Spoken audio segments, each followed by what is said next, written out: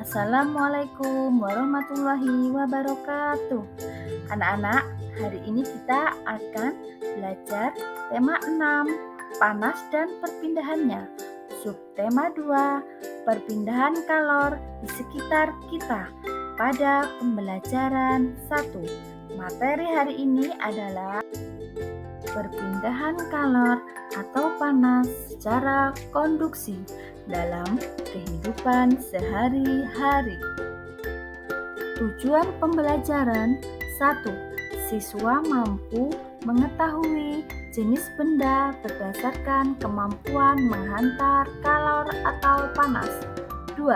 Siswa mampu mengetahui macam-macam perpindahan kalor atau panas.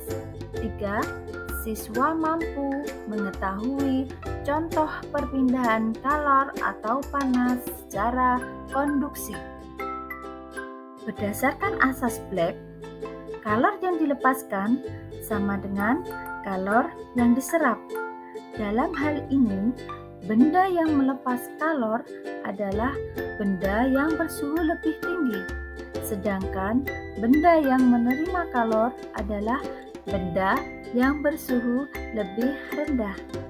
Contoh dalam asas Black adalah ketika air panas dicampurkan dengan air dingin, maka hasilnya adalah air menjadi hangat. Keterangannya, bila dua zat yang suhunya tidak sama dicampur, maka zat yang bersuhu tinggi akan melepaskan kalor, sehingga suhunya turun dan zat yang bersuhu rendah akan menyerap kalor, sehingga suhunya naik sampai terjadi kesetimbangan termal. Sedangkan jenis benda berdasarkan kemampuan dalam menghantar kalor itu ada dua. Yang pertama adalah konduktor, 2. Isolator. Konduktor adalah benda yang dapat menghantarkan panas dengan baik. Contoh benda yang dapat menghantarkan panas dengan baik adalah aluminium, timah, tembaga, baja, emas, perak, besi, dan seng.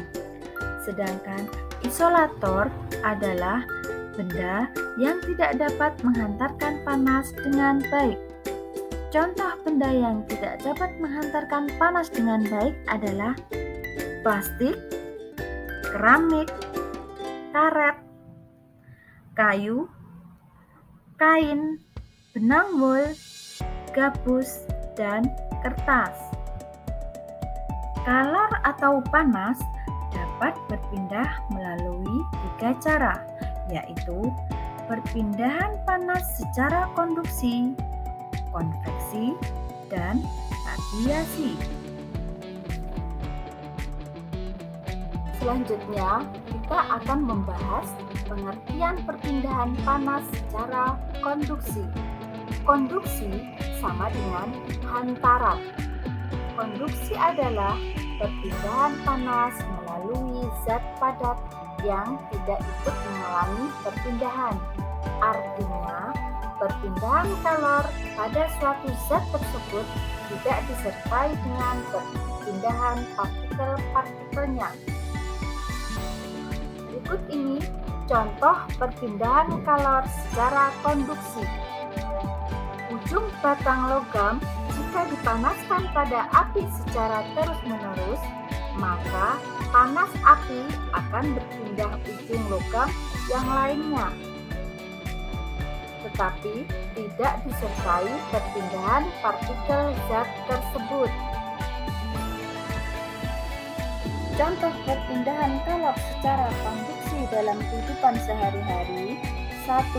Benda yang terbuat dari logam akan terasa hangat atau panas jika ujung benda dipanaskan. Misalnya, ketika memegang kembang api yang sedang dibakar. 2.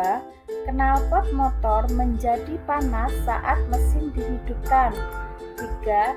Tutup panci menjadi panas saat dipakai untuk menutup rebusan air. 4. sendok besi yang ikut panas setelah digunakan untuk mengaduk teh panas. Demikian materi pembelajaran tentang perpindahan kalor secara konduksi. Kurang lebihnya, Bu Emi mohon maaf. Wassalamualaikum warahmatullahi wabarakatuh.